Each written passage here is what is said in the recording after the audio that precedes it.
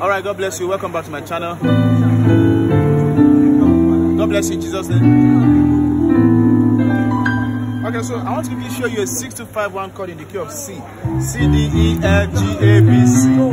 So the 6 goes A, your 2 is D, your G is 5, your C is 1.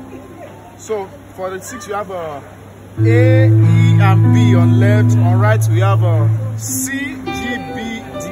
So then we use this chord for the 2. That's a F sharp, C sharp, F sharp, C sharp, and A flat. On your left, on your right you have a E, A sharp. Sorry, this is very sharp. This is A flat and B. So then you take it up.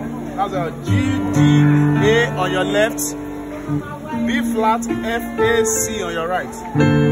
Then your 1 chord, you have a C and G on your left, and then we have a B flat, D, F, and A on your right. Then you go to your 4. So let's say we have a song like